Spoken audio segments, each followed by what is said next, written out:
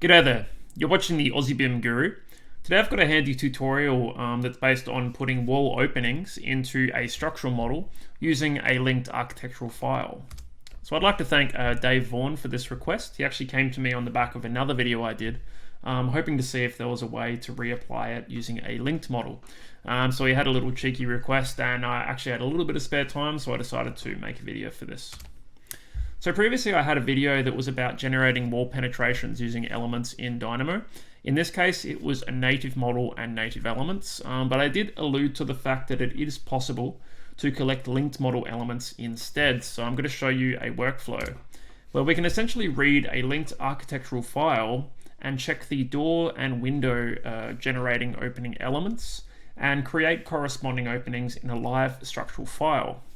This is quite common because a lot of the time architects will model these types of elements because they need to control the information of the doors and windows. And whilst they're not as concerned with the structural opening, it's still a part of how a door or a window hosts to a wall. So typically they'll model their own copy of the structural element. And then in the structural file, they're more concerned with the opening. So typically I've seen engineers use doors, windows, or wall openings. In this case, I'm going to use a window to generate the wall opening, but I'm going to place it based on the linked element location. So I'm going to be using Revit 2020.2.2 today and Dynamo 2.3.0. And I'm also going to be using quite a few custom packages here as well. So Rhythm, Archilab, and Spring nodes. The subversions I'm using here are on display, but I believe there's more up-to-date versions in this case. I'm not the best at keeping my packages up to date, I'll be honest. Anyway, without further ado, let's just jump straight into Revit. So in this case, I have a structural model, or a pretend structural model. And all I have is 3 walls. I also have an opening family, which you can find on my GitHub. And essentially all this family is a window that's center justified to its base. So the origin of the window and its placement point is here at the sill in the middle. So we're going to place these elements at the location of every door and window in a linked wall that corresponds to a live wall. So in this case, let's just focus on this specific wall. So I've half-toned the architectural model. I have 2 windows and 2 doors. It's important to note that windows and doors naturally have a width and a height parameter, which might be instance or type-based. And this comes with every door and window family. Now in this case, you will need to make sure that your architects are using these parameters as intended. Sometimes they might use rough width and rough height instead. This is quite common for the opening size, but it just varies from firm to firm. So do check how they're using these parameters first to figure out which parameters you'll need to use in order to size your opening. Anyway, I'm going to jump straight into Dynamo and start building this beast. It's a pretty big script, but I'll try and get through it in a timely manner. So we need to begin first by getting the linked document. So I'm going to get select, I think it's called select get documents from Archilab. And this will allow us to obtain our linked documents. So in this case, it will typically output this as a list. So in this case, I'm getting a null first, and then I'm getting a architectural model. So the null in this case is a model that used to be in here. So I want to retrieve the linked document at index 1. Now typically you're going to want to have a more reliable way to obtain the linked document that you need. In my case, I might actually set up a keyword to find it by. So I'm going to use the link's name. I'm then going to do a string contains, and I'm going to look for a particular keyword match. I'm going to get a string in this case. And let's just say I'm going to look for the word arc.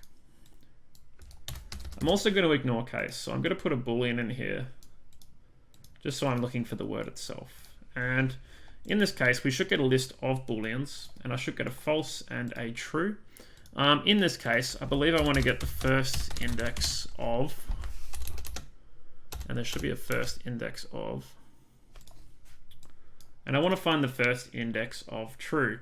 Now, obviously, you're going to have to make sure that this returns a match. So if it doesn't, the script obviously won't work. So you do need to at least use it properly. But I can see the first index of true is now at index 1. So I know that I want to retrieve my linked document at index 1 as well. So I'm going to take my linked documents. And now I can just isolate my architectural linked model. I can now proceed with this as my linked element. Now at this point, I'm going to want to get all elements from linked model. So I'm going to look for the get all elements of linked model from the Archilab package again. So it's a really handy little package. And I'm going to get 2 of these because we're going to get all the linked doors and windows. So I'm going to take this linked document. I'm then going to get a category by name node. And I'm going to specify 2 categories in this case. So I'll just generate a code block, and I'm going to look for all the doors and all the windows. So if your architectural model has a lot of doors and a lot of windows, this might take a little bit of time to run this script. And I found this is the only way I could get the script to work. I couldn't retrieve some of the data that I needed from the host wall, such as which elements belong to the host wall. I could for a live wall, but not for a linked wall. So instead, I'm going to be comparing the IDs of all the doors and the windows hosts in their model. So I'm going to use another node from Archilab. In this case, I'm going to use the get host element. And in this case, we can retrieve the host of this respective element, which we know is going to be the wall. I'm then going to use the native element ID node to get the Revit ID of this particular element. And I'll do this for the doors and also for the windows. And I'm just gonna tuck these slightly out of the way so we have a pathway later on that we can pass these linked elements through on. We need to get our linked wall now. So I'm gonna go and just expose my Revit model just a little bit. So I can select an element in the model. I might just need to pull it over on this side. So we're gonna need a special node in this case from the Spring Nodes package. So in this case, I'm going to use the select linked element node. I'll just look for linked element instead. Okay, it's going to be a bit of a tricky one to find. Select linked element from Springs. There we go. It can be a little bit hard to find because it has this funny little spring symbol in front of everything, which sometimes makes searching a little bit difficult. I appreciate the novelty, but you know, a little bit tricky sometimes to the author. Anyway, I'm going to take the element ID node and I'm going to run this once. And now I'm going to be prompted to go and select a linked element. And the great thing about this node is it only lets you select linked elements, which is really helpful. So in this case, I'm going to select this linked wall. I can now see that the ID of this wall is 219623. And I can see in this case that some of these elements are triggering a match for this element as well.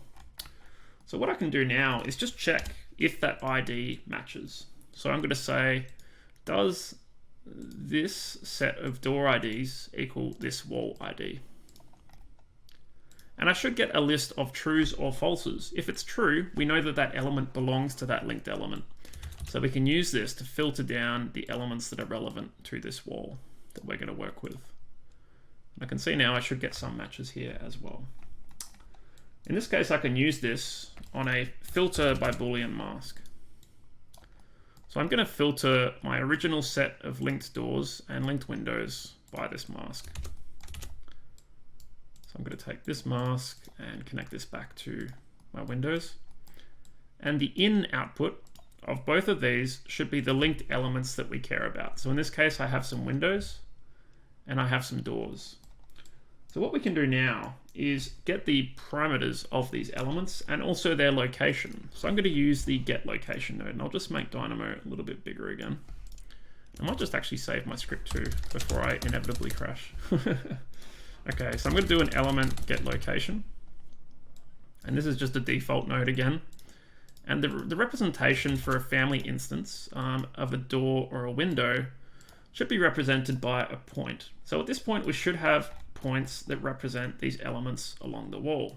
And we can see now that as we'd expect, we should have a matching number of elements to what's in the wall. So we have 2 windows and we have 2 doors. It should be centered on the middle of the bottom of these families. That's just naturally where the location of these family instances is placed. Because windows and doors are typically a center, left, right justified family with a base. So in this case, this is going to help us place our instance family for our windows as well. So at this point, we need a parameter from the rhythm package, and I love this node. It's so useful. We're going to get elements get parameter, and we're not going to get parameter by name. We're going to get parameter by name, type, or instance, which is actually going to get the value of either the element, and if it doesn't exist in the instance properties, it's going to search the type of that element. Super useful, one of my favorite nodes that I've been using lately. And in this case, we know that it's going to be a type property, but that might not always be the case. So this node ensures that we can always find the width or the height of these elements. So super useful. In this case, I'm going to need 2 of these. I'm going to get the properties of the doors and also the windows. Now we need 2 properties in this case, the width and the height. So I'm going to make a code block.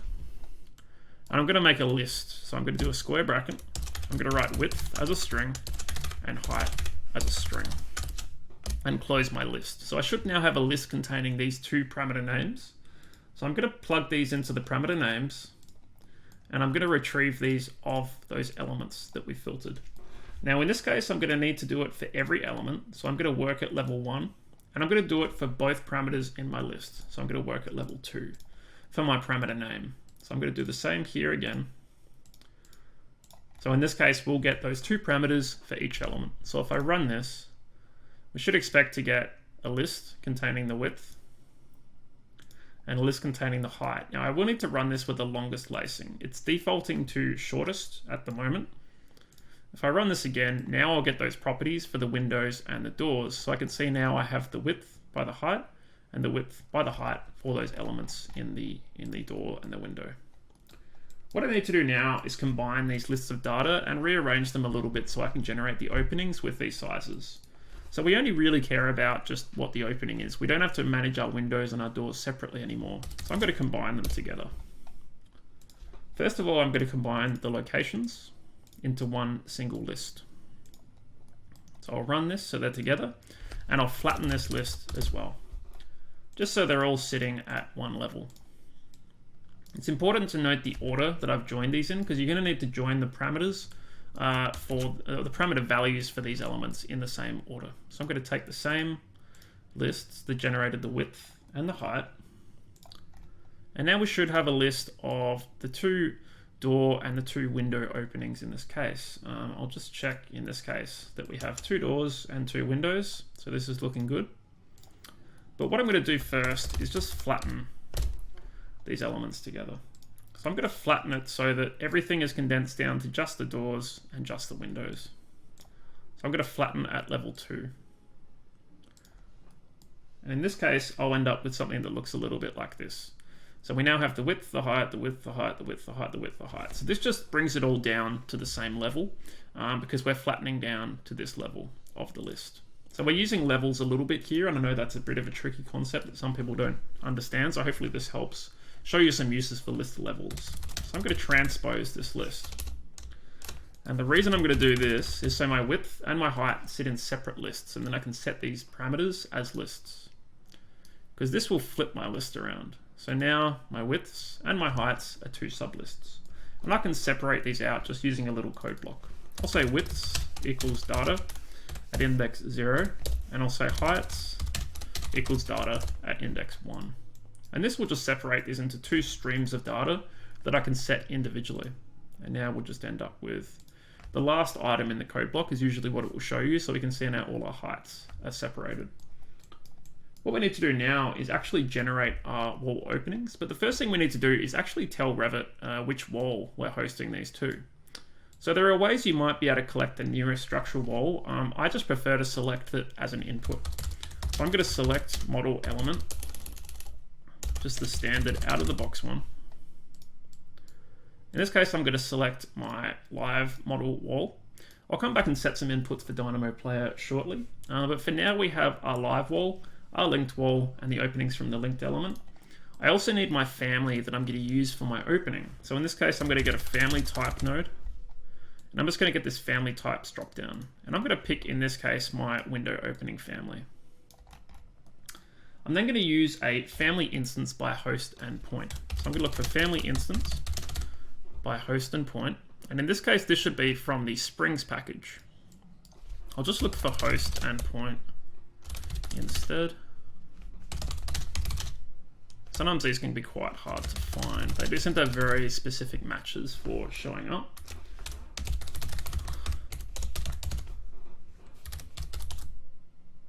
Okay, there we go. So we're looking for family instance by host and point from the Springs package. In this case, our host is going to be the wall that we've nominated.